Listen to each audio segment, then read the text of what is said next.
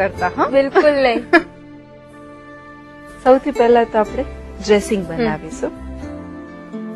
Dressing જે છે એ સલાડનો ખૂબ જ ઇમ્પોર્ટન્ટ પાર્ટ છે. ઓકે. ડ્રેસિંગ એટલે કે સલાડ તમે કોઈ પણ બનાવતા હોય એને ટેસ્ટ આપે એ ટાઈપનું ફેક્ટર, ધેટ ઇઝ ડ્રેસિંગ. અચ્છા. ઓઇલ લેવાનું છે, ઓલિવ ઓઇલ જ લેવાનું. સિંગનું કે એવું કોઈ તેલ હશે તો એ નહીં સારું લાગે. ઓલિવ ઓઇલ અથવા તો લેબનીઝ કુકિંગમાં તલનું તેલ પણ વપરાતું હોય છે, એ બંને સારા લાગે. 2 ચમચી તેલ લીધું છે.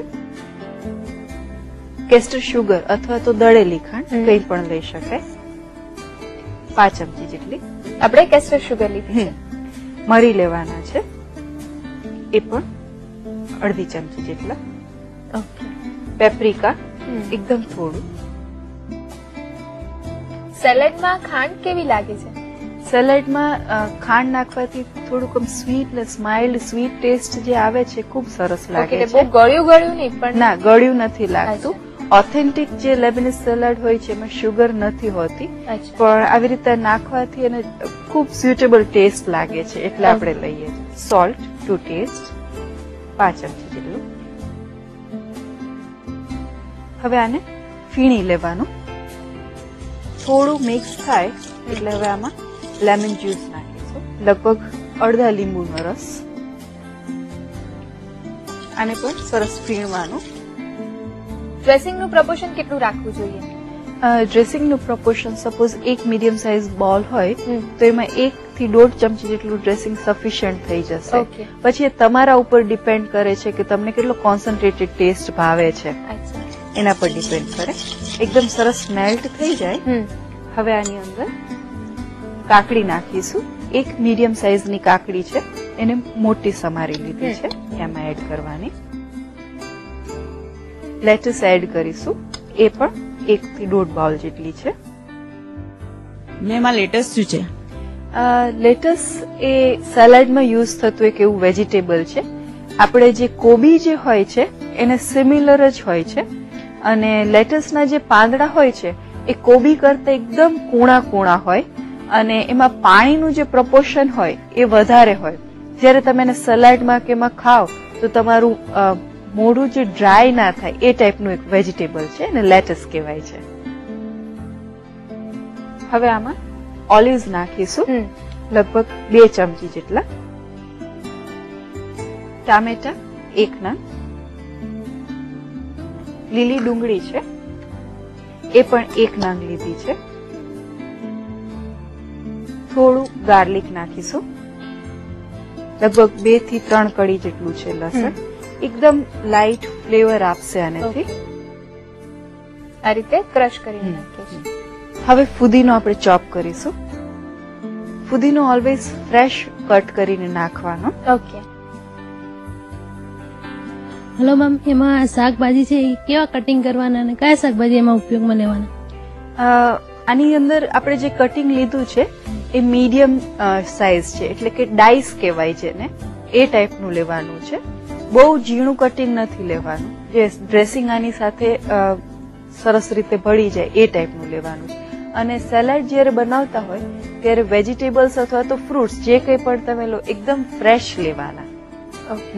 ફ્રૂટ્સ પણ અમે એડ કરી શકીએ? ના, આ સલાડની સાથે બીજા કોઈ ફ્રૂટ બહુ બેલેન્સ નથી થતા. અધરવાઇઝ ફ્રૂટ્સમાં પણ પાઇનેપલ, એપલ છે, ઘણા સલાડમાં યુઝ થતા હોય છે. આમાં એડ કરી દઈશું. આ પીટા બ્રેડ છે, એના પર પીસીસ કરીને આમાં એડ કરવાના છે. ઓકે. પીટા બ્રેડ માર્કેટમાં ઇઝીલી મળી રહેશે? હા, પીટા બ્રેડ યુઝ્યુઅલી મળી જતી હોય છે, અને સપોઝ ના મળે તો તમે બેકરીમાં એને અગાઉથી ઓર્ડર આપો તો એ લોકો તમને બનાવી પણ દેતા હોય છે.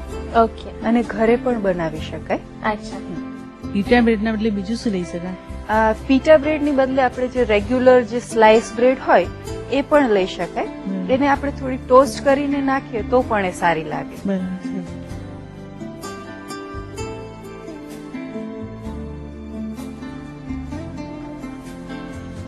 પીટા બ્રેડ નાખવાથી સલાડમાં એક થોડુંક હોલસમ થઈ જશે. તમે થોડું એ ખાઓ તો તમારું પેટ ભરાઈ જાય.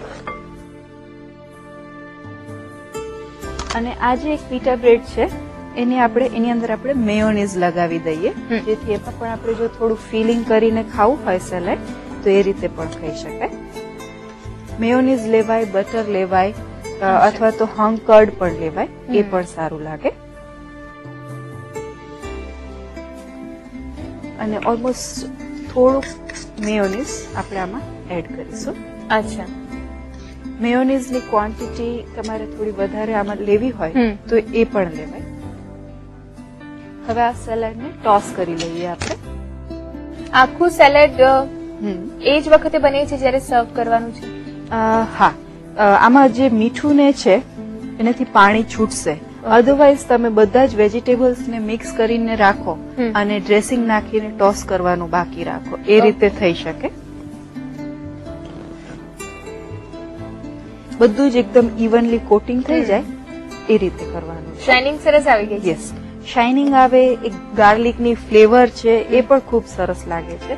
અને આપણે થોડી લાઇટ શુગર નાખી છે એટલે ખટમીઠો ટેસ્ટ ખૂબ જ મજા આવે છે.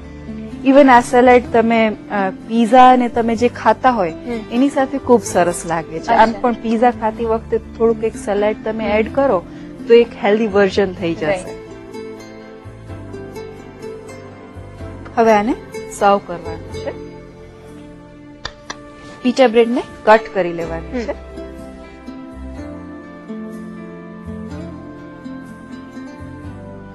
આવી રીતે પોકેટ્સ મૂકી દેવાના છે પીટાના.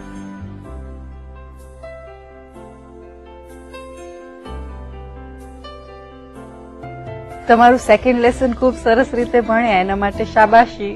Thank you. તો તૈયાર છે ફટુસ.